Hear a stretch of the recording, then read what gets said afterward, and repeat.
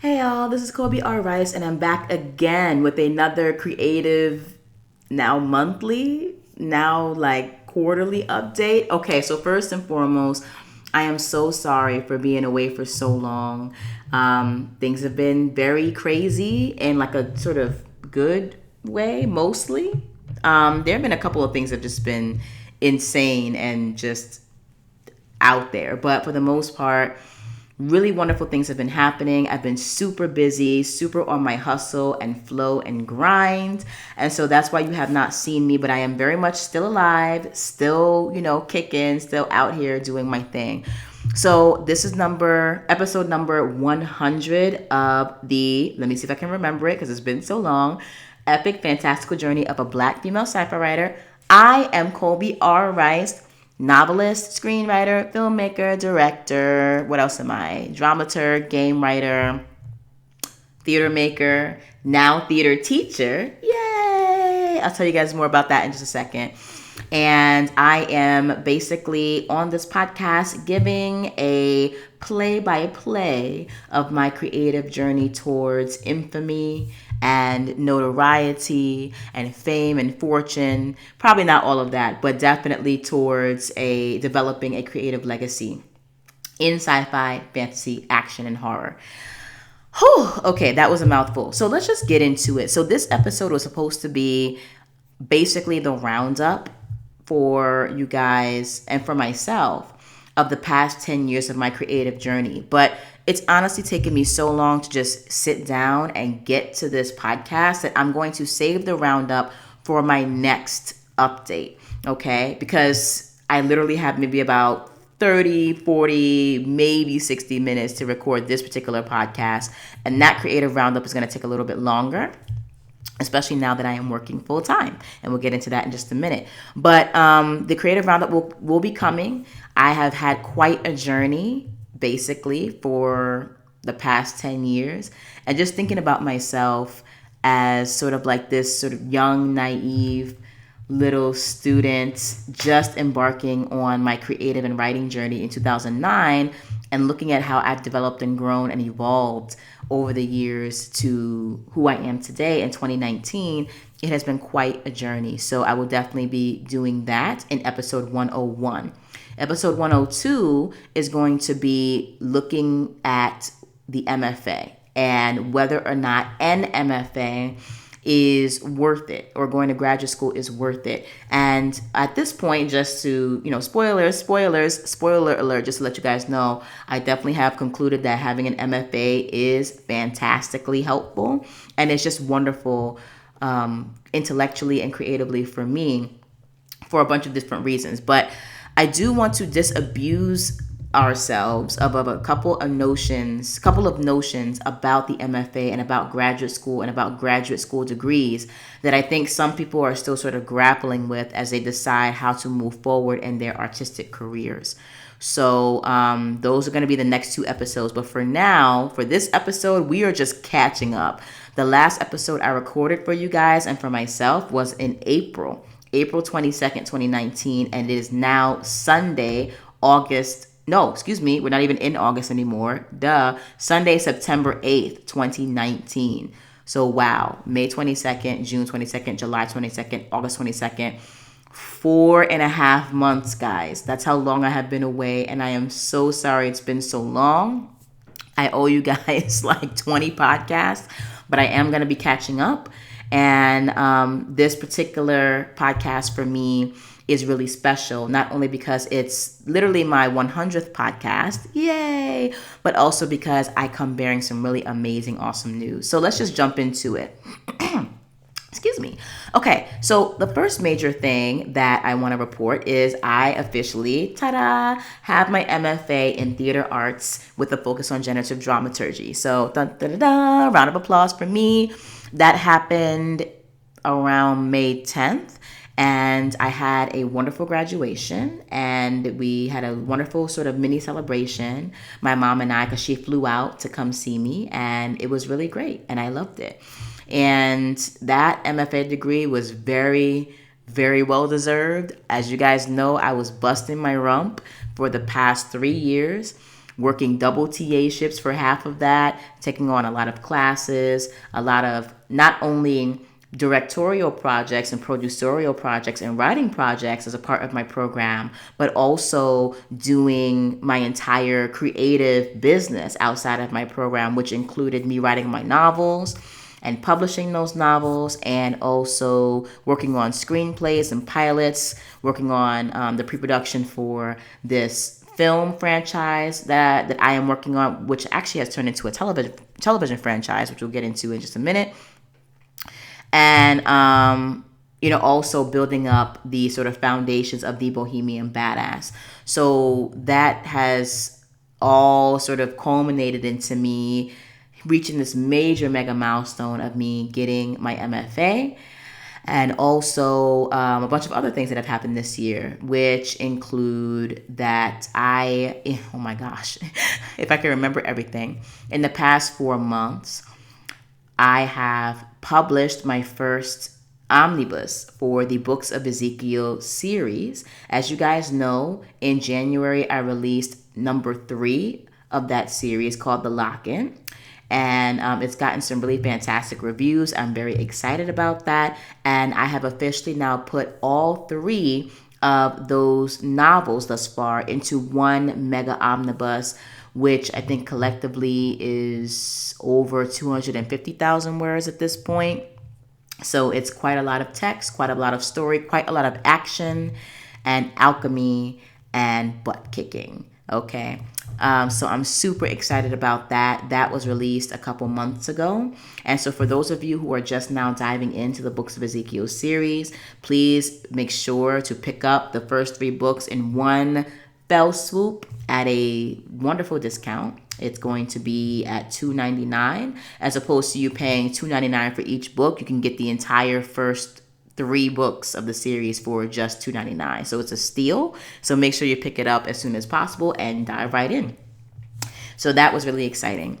I also finished writing and editing and sort of bringing to its final stages the co-written novel that I was writing with my writing partner, JT Lawrence, called Everdark, which is really fantastic, really amazing. And you guys know that both my writing partner and I were a part of this box set endeavor called Souls and Shadows, which was aiming for the USA Today bestsellers list. So I, over the past couple of podcasts, informed you guys that my status in the box set had changed for personal reasons and other reasons that I will get into when it's appropriate. I left the box set in order to do other things. And so my writing partner, JT, remained a part of the box set, and I'm happy to announce that the box set did make the USA Today bestsellers list. And so my friend JT is now officially a USA Today bestselling author, and I am so excited for her, and I could not be happier for her. So congrats to her and to all the other authors who put so much hard work into that box set to make it a success. I'm super proud of you, and though I would have loved to be there sort of waving my flag in celebration alongside you, I can't, but I can applaud you and be excited for you from the sidelines. And one day I will make it there, probably on my own steam, but I am super happy for all of you. And I hope that my readers are not disappointed that I was not a part of the box set after all, but I do hope that you will continue to support the box set and all the other wonderful authors who are a part of that box set, which I believe that box set itself will be closing sometime around mid to late November. So please make sure to go pick up Souls and Shadows at any of your other retailers online and go and consume those works, because I'm personally really excited to dive in to my collaborators' stories, because the plot lines just sound amazing and I'm really excited. But even more exciting is that Everdark will be coming out this month in September. Even though we couldn't include Everdark as a part of the Souls and Shadows box set, we will be releasing that to you guys as an individual book sometime this September. We're just finalizing a few of like the contractual things and the publishing things, and then we will have Everdark on its way. And that will be my second novel, but third product that I've released this year. And I'm really excited about that. So Whew, you guys know that that was definitely an endeavor, and I was basically working on that furiously while also working on my thesis, which, as you guys know, I was able to finish about a month and a half before I graduated. It is the cyberpunk noir television series adaptation of the William Shakespeare's Roman history plays.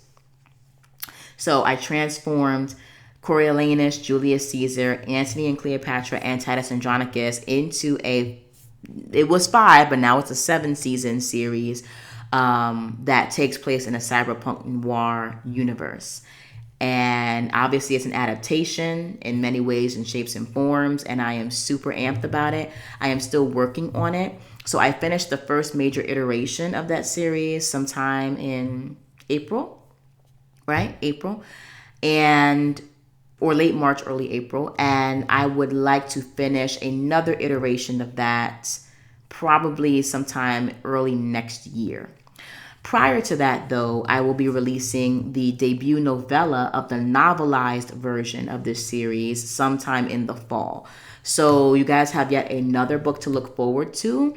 It's going to be a preview debut novella, the same way that The Camille was a debut novella for another novelized television series that I'm working on called The Camille.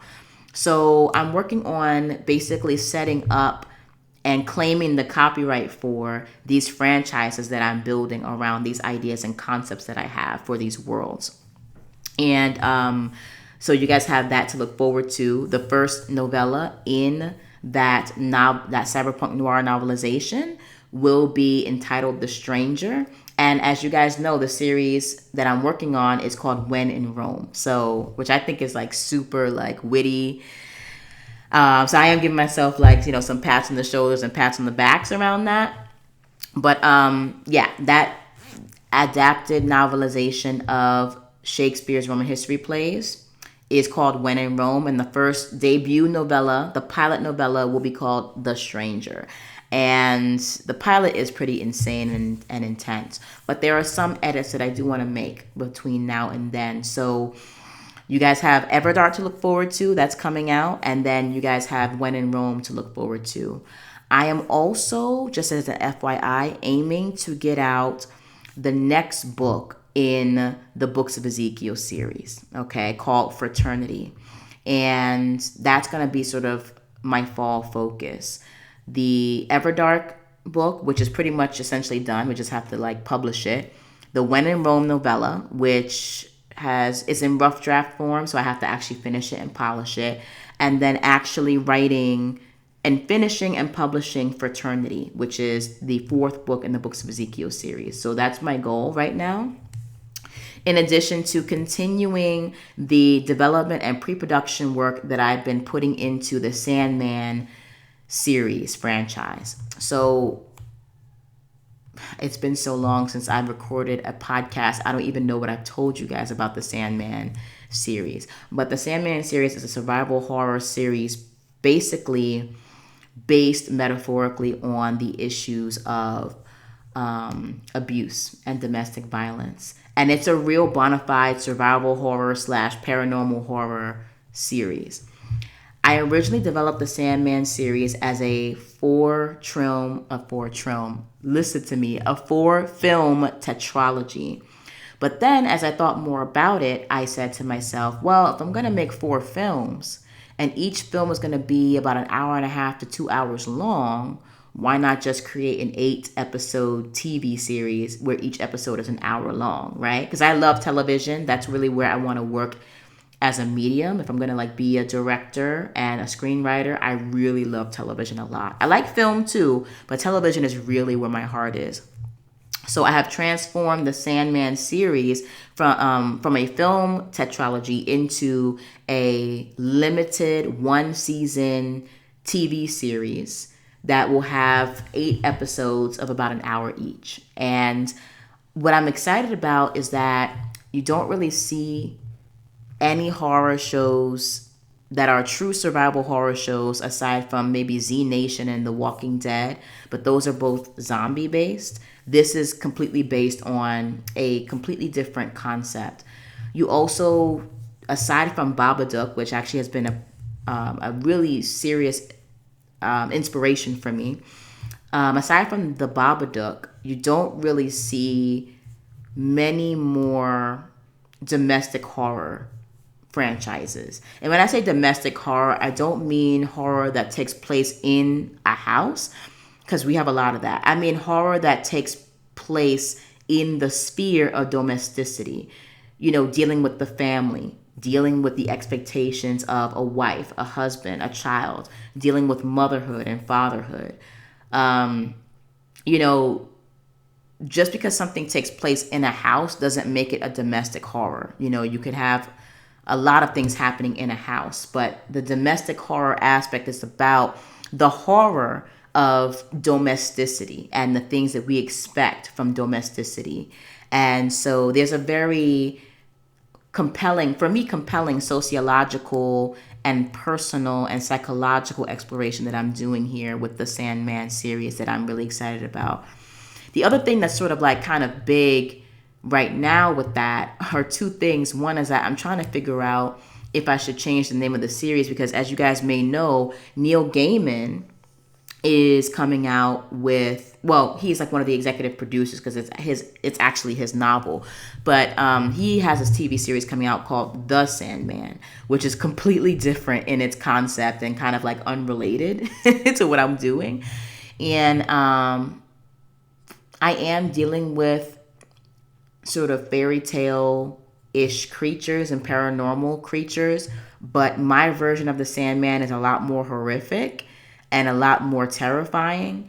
And I'm just sort of wondering if I should use this as an opportunity to make a massive departure from the actual Sandman itself and just create a series that is centered around like my own horror mythology. And I'm leaning more towards that, but I'm trying to figure out how to connect the current mythology with the mythology that I'm creating. So I'm dealing with that.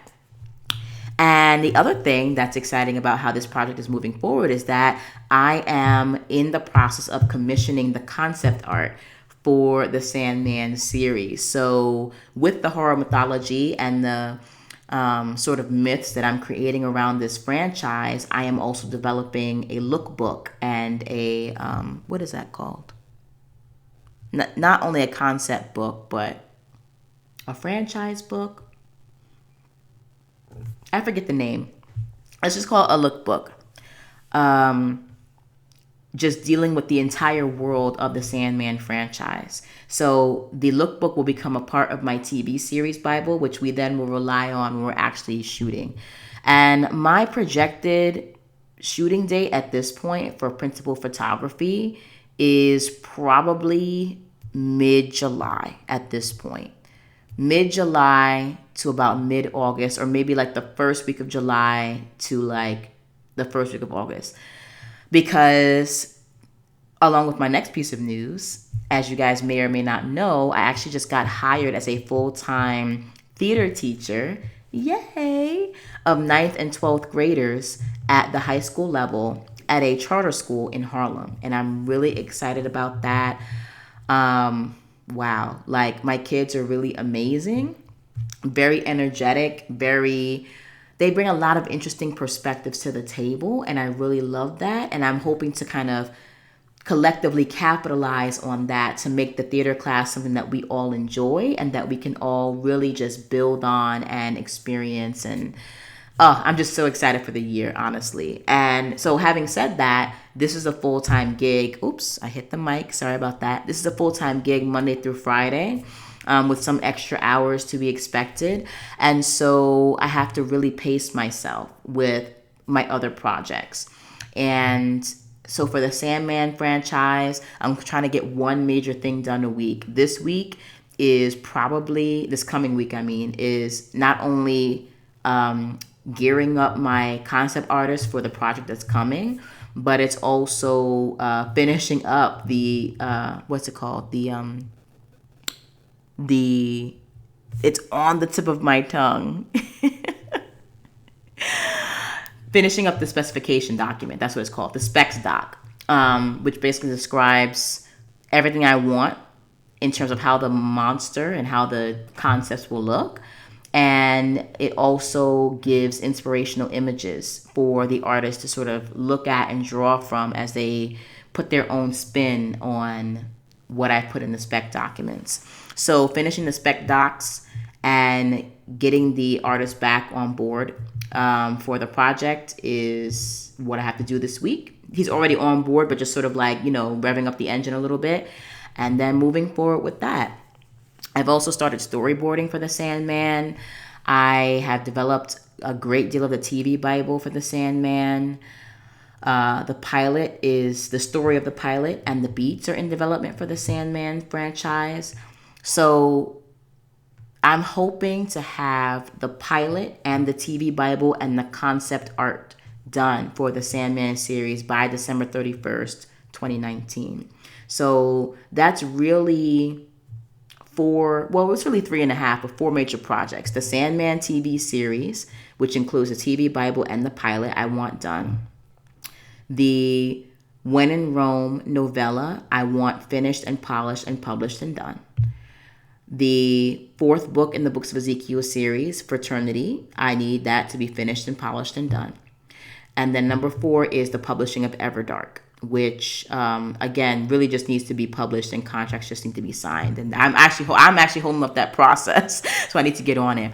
So those 4 projects, if I can get those 4 things done by the end of the year, I will have had a very, very good and productive year.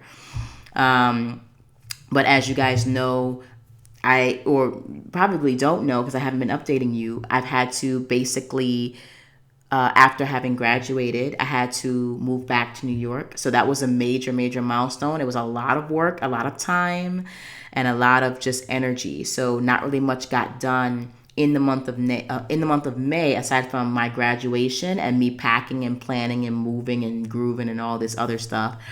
And then I came back in June and hit the ground running. 2 other pieces of news. So much news, so many things happening. So hit the ground running in June when I got back here. I got 3 gigs, one of which I ended up dropping, but was really just to help keep keep the money flow going, you know what I'm saying? But I got 2 primary gigs. One was I became a talent management and development assistant for a not a production company, for a boutique management company called Stark White Entertainment. And that was a really amazing experience. I got to basically do coverage for and do development notes for a thriller writer who was working on a bunch of different properties for television and for the film screen, for the movies. I got to develop a lot of his work. Hopefully, the notes will make it back to him. I'm not really sure what's gonna happen there, but it was a really great experience. I got to develop a lot of marketing material, a lot of copy, social media management, email marketing, and blog management. You guys know that I do that anyway with my own brand, so that was just more practice for me, but doing it under a different brand, which is really helpful. I also got to develop a pitch for an online digital TV series or digital, I don't know what they call it, digital series that was comedic in nature. So that was a really wonderful experience to have, developing that pitch. And I also got to write a lot of press emails and a few press releases in order to, for example, pitch certain events and certain endeavors and certain launches to press outlets so that they can come and cover them and give our clients more coverage and more exposure. So the experience was actually very well-rounded, and I was able to get some development experience, some talent management experience, some marketing experience, and social media experience. So I'm really grateful for that. And it was paid, and that was great. And I loved it. And unfortunately, I wasn't able to stay with the company because I then was able to get a theater teaching job at this charter school, which was a wonderful sort of next step in my future. But at the same time, super excitingly, I also was directing over the summer. So I just closed out what's today's date? The 8th.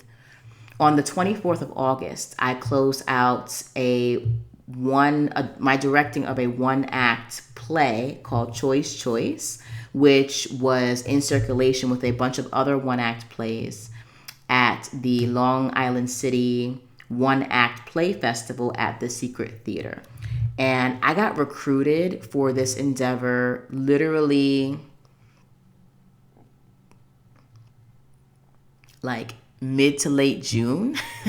And I had 3 weeks to read the script, work with my dramaturg and the playwright to like further develop the script, cast the actors, okay, which was a whole process. If you've ever casted, oh my gosh, you have to really be on it, and really tune your senses and your intuition into what the play needs. And I was able to get a wonderful cast. And then I had to put up rehearsals for this piece.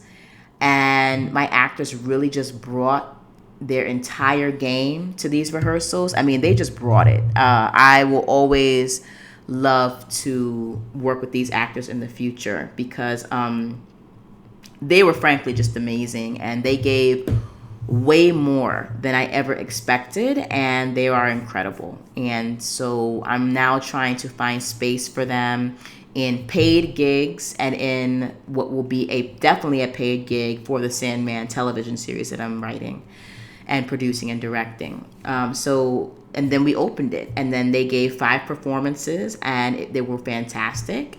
And then we got to finally meet the playwright who flew out to New York to see his play in action. He had a lot of feedback for us. He had a lot of feedback for himself. And now the playwright and I will be working together on some other projects. We've also submitted Choice as a longer piece, and then another piece of his to a few other theaters. And in the process, I've also been submitting my work to theaters. So I don't know exactly if my pieces will be accepted, but I'm hoping that of all the submissions we've made, something will be accepted. And so not only was I able to get some really amazing directing experience, more so to put on my resume, but it just reaffirmed how much I love directing and the fact that I have a very solid foundation in it and I'm actually pretty good at it, but I still need to develop more of my skills and more of my tools for directing. So there's a lot of growth. I can do a lot in terms of growing as a director, and I look forward to doing that. But I also really am really happy with how Choice came out, especially considering that we had 0 time for it.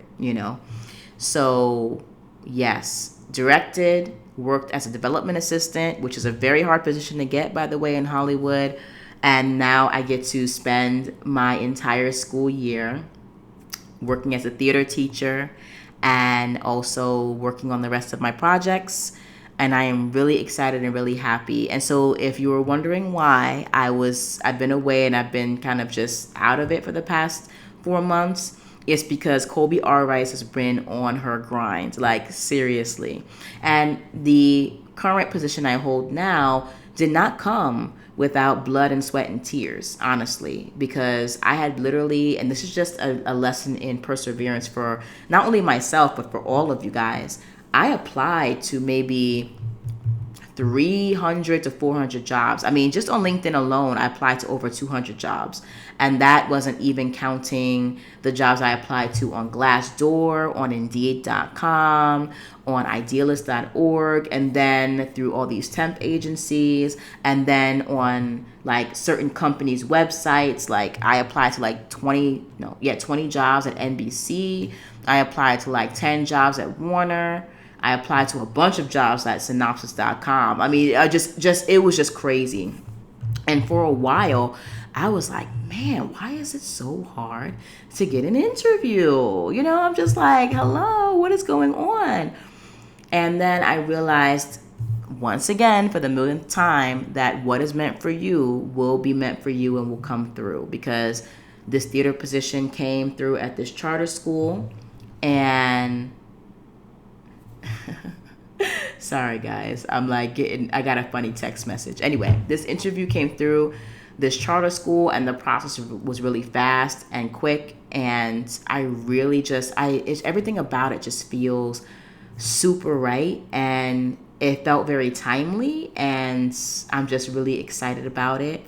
And the team that I work with is amazing. So it's just amazing. And it was really the right opportunity at the right time. And I realized that I did not get all those other positions throughout the summer that I was applying for because I already had positions that I was working. That was one. I had two, director and development assistant. And then the other thing is that if I had to sort of work something more intense, I wouldn't have had time during the summer to not only work those two positions, but also develop all the creative work that I was developing as well.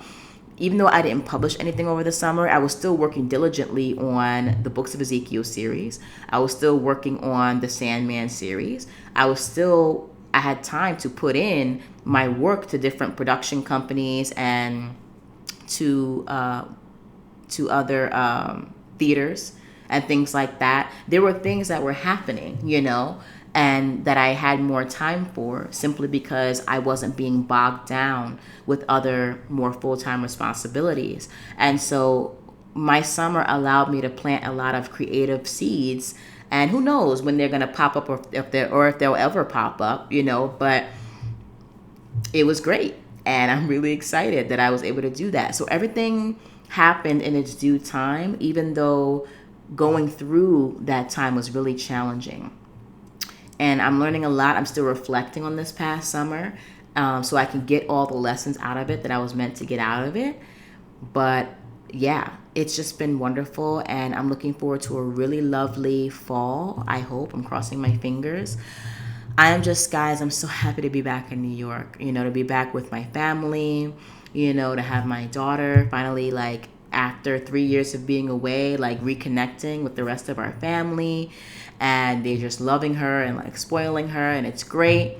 And there is nothing like fall weather and winter weather in New York. It can be very harsh sometimes, but oh, have I missed the seasons. And for the first time in like 3 years, I will be able to watch the leaves turn and, like, feel the coolness of the fall, see, like, just everything, the autumn come in, see the Halloween stuff come in. I will be cooking up a storm this Thanksgiving. I'm really excited about that. I'm excited for, you can see this back room behind me. We're going to clear that out. It's all my stuff. We're going to clear that out and put the Christmas tree in there, or maybe in, like, the living room space, and do that. And so I'm just very grateful. I'm feeling very grateful, very full of just thankfulness and peace and calm. And I know there will be challenges coming up ahead, both, like, personally, professionally, and creatively, but I'm really excited about it. And I really want to end this year strong.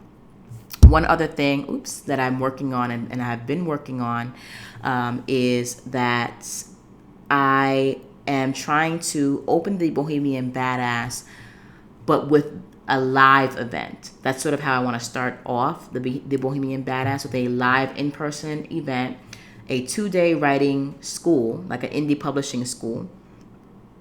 And I think I would like to have about like 40 to 50 people max, with super thick workbooks and lunch and breakfast included, with like snacks and stuff like that, and just hold weekend writing workshops, live and in person, writing and publishing workshops. And that is something I would really love to kick off the first weekend of November for NaNoWriMo, and just see how far that takes me. And I really love it for a bunch of reasons, but also because while I'm exercising my theater muscles and my teaching muscles at my school, I still will continue to exercise my writing muscles and my teaching muscles. So sorry if it froze up a little bit right there. It's kind of weird how this camera is working. But I really don't want to lose the connection between myself and writing and publishing as I'm developing myself as a theater artist and a theater teacher. And of course, because I also identify as a filmmaker, director, producer, I will be working on my Sandman TV series as another way that I'm reconnecting and, continuing the development of my screenwriter, director self in that realm. So I'm just super excited, and I think I have a lot of things to not only learn but also to share creatively. And I'm very much looking forward to what's coming up in the next 4 months and in the next year for 2020. And I'll admit, 2019 has been very much a challenge for me. For those of you who know me personally, you sort of know the things that have been happening. But also creatively, business-wise, and intellectually, growth-wise, it's been a challenge. And I feel like I've been meeting those challenges, but I have grown, I think, a lot through certain things that have been going on. And 2019 was very much trial by fire. And I can't even say was because we're only getting into the final 4 months. So I am going to be doing a lot of reflection and writing on that and thinking about how 2019 has been a trial by fire, trial by combat, and figuring out how I've grown over this year. So stay tuned for that. Not now, probably towards my end of the year wrap up, I'll reflect more on that. But that's what's been going on, guys. A lot of really great stuff. And, I'm just telling you about the things that I've manifested and that I'm trying to manifest. There are other things I've been working on that haven't even manifested yet. Well, they're manifesting in a development stage, but they haven't been published. So I've been working on, as you guys might know, the 4-book prequel to the Books of Ezekiel series. And that 4-book prequel is called Sons of Exodus. The prequel is insanity. Like, it's just crazy. It's wild. It's insane. And it delves into the lives of 2 specific characters in particular, with the other supporting characters that you guys are already familiar with in the Books of Ezekiel series, and then some other characters that you're not familiar with. Characters who are responsible for how the world is when we meet Zeka in The Given, which is book 1 of the Books of Ezekiel. And the reason why I'm being so cryptic about it is because for those of you who haven't read the first 3 books of the series, I don't want to give spoilers.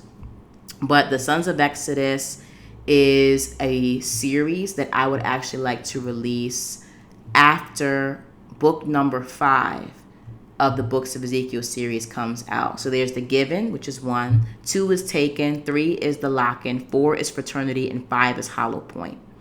After Hollow Point is released, I'm going to then release the Sons of Exodus, because at that point you guys will have enough information and front story to really understand the backstory and how the backstory is filling in the gaps. You could always read the backstory at any time, but then it would ruin essentially the secrets and the twists and the reveals that I'm going to be showing you guys in books 4 and 5.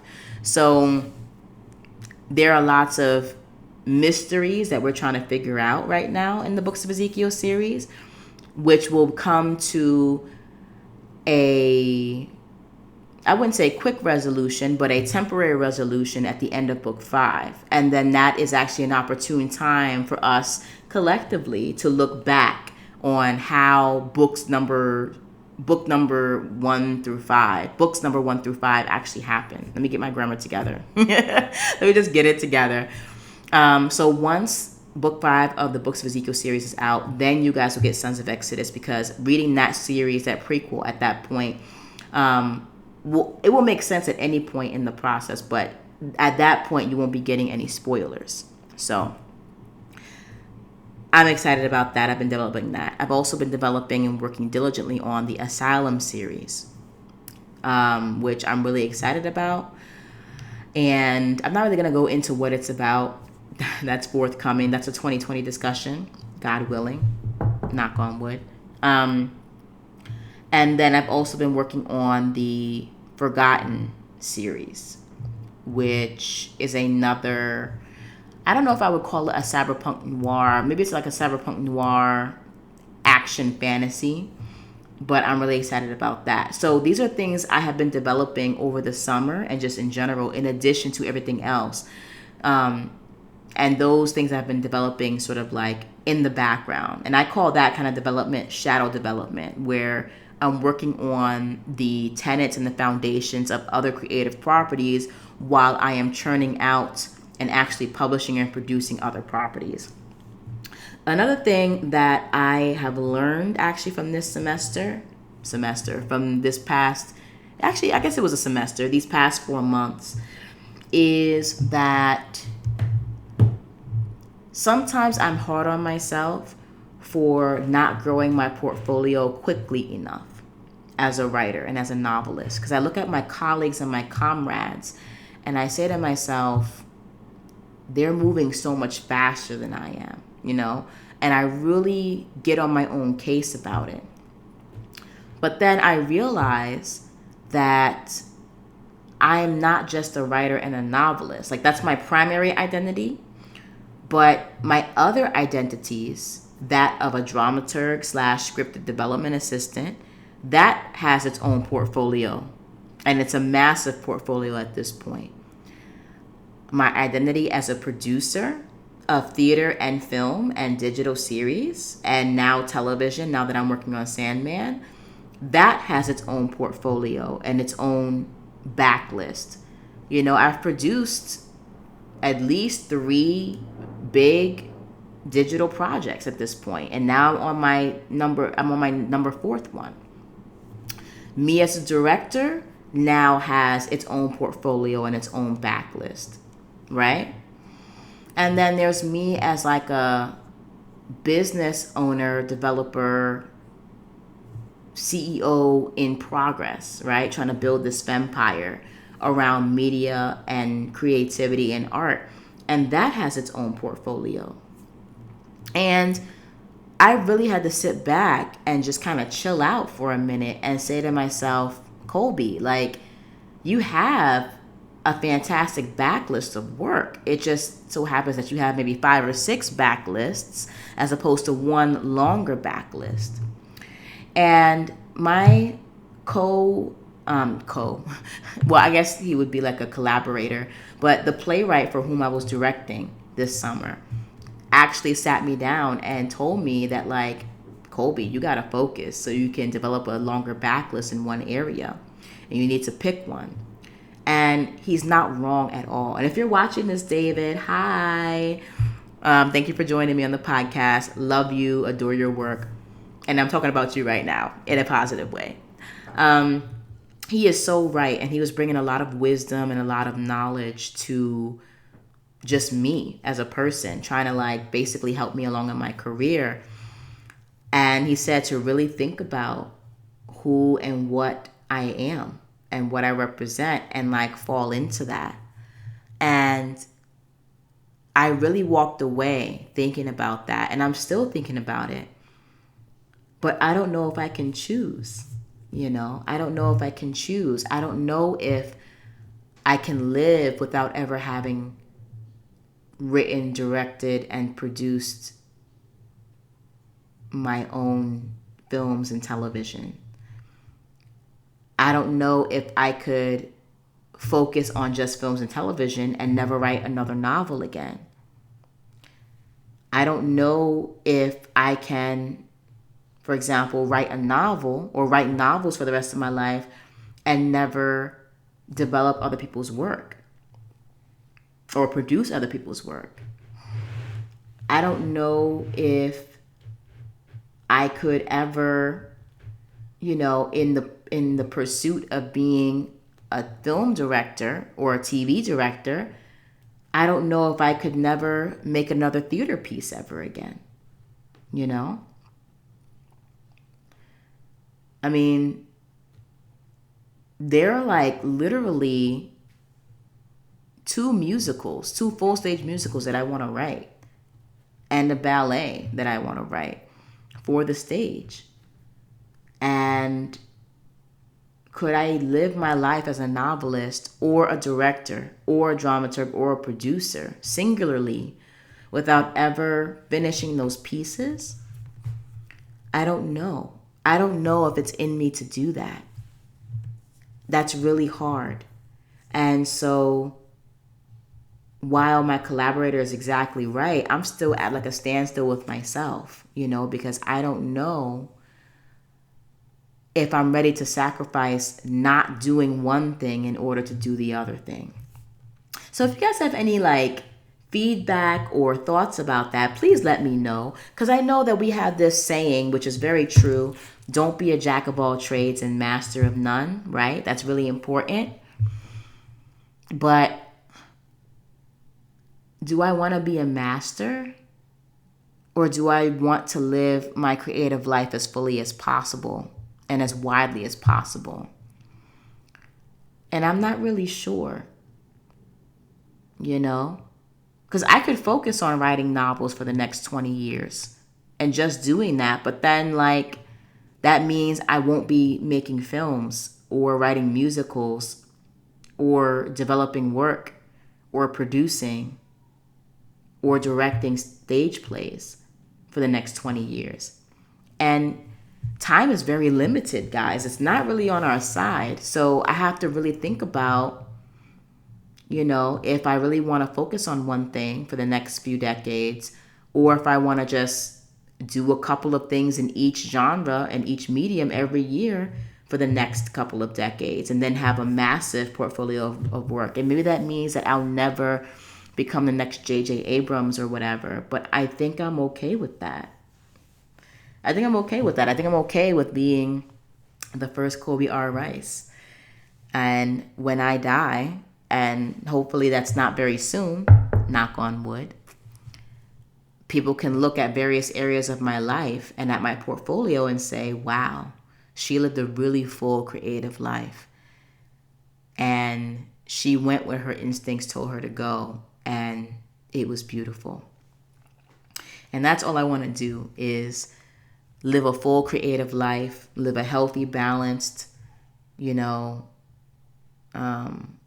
physically sort of engaged life, be a good mother and be a good person and give back to the world and become more not just economically, I meant ecologically, but also economically, become more economically sustainable and, more importantly, environmentally and ecologically sustainable, and give back to the earth in some way, because we really need to take care of this planet, honestly. And just be a good person and be a good mother, daughter, sister. And yeah, that's sort of what my goals are. And I would like my life to be exceedingly simple and straightforward. That's what I want.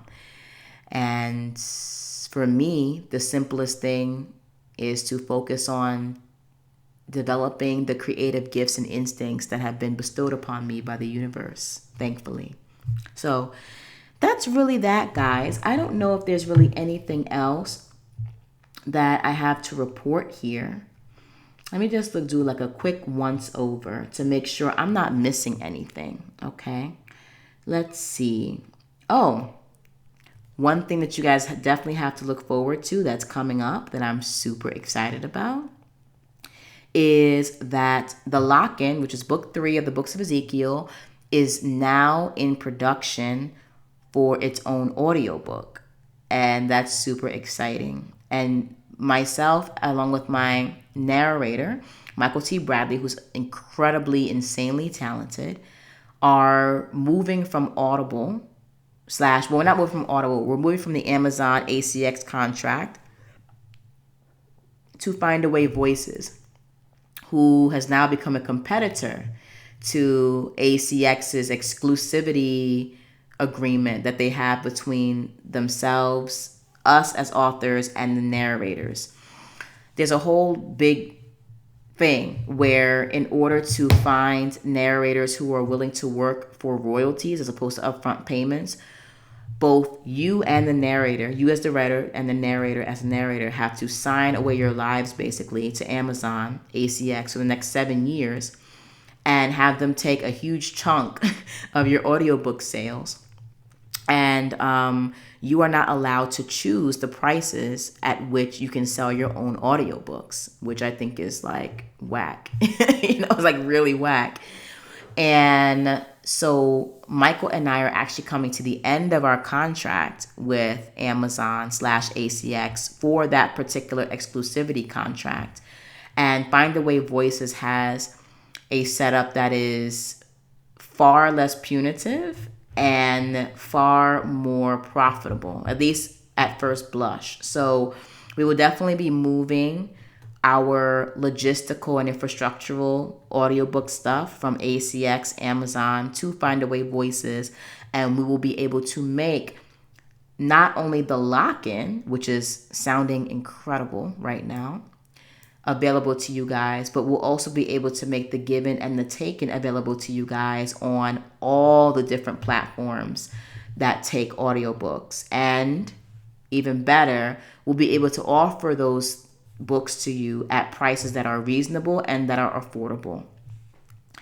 And that's super exciting because Michael and I have been wanting to do promotional events for our audiobooks for the past 5 to 6 years, and we can't because we're locked in with Amazon's exclusivity agreement. So as soon as we're out of that, we will definitely be offering some really great discounts. We'll be offering some incredible bundles.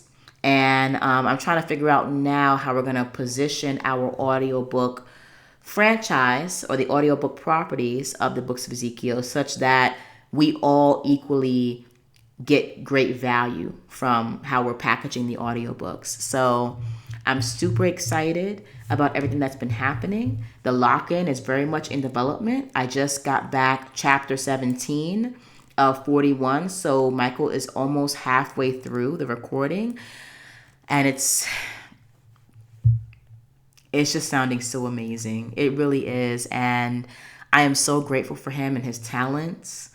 And we're also very close friends outside of this as well. So the working relationship, is very iterative, where I can give that feedback and he can so we can talk beyond those professional boundaries to really kind of bring out the true nature of the characters. So let's see. That was the other thing I wanted to tell you guys. The lock-in audiobook is in progress, so wait for that. Is there anything else that I need to tell you guys?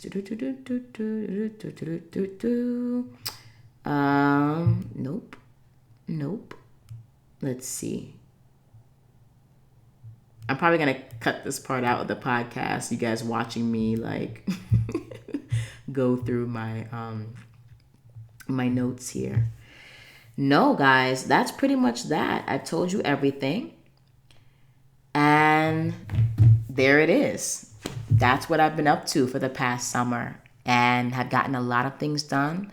I'm very much looking forward to the final trimester of the year. And yeah, I'll keep you guys posted. But wish me luck. Tomorrow is another week of teaching. This will be week number 2 officially.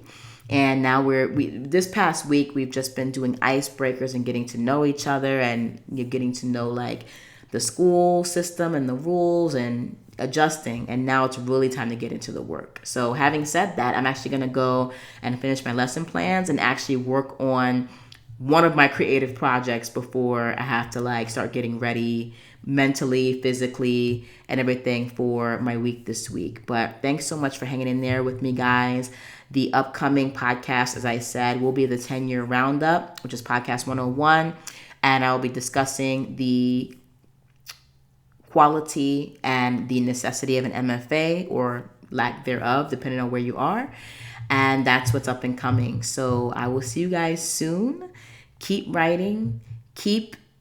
Oh my gosh. What is even my tagline? What is my sign-off line? Keep writing, keep creating, keep being badass, and keep it indie. And I will talk to you guys next week. Mwah! Bye.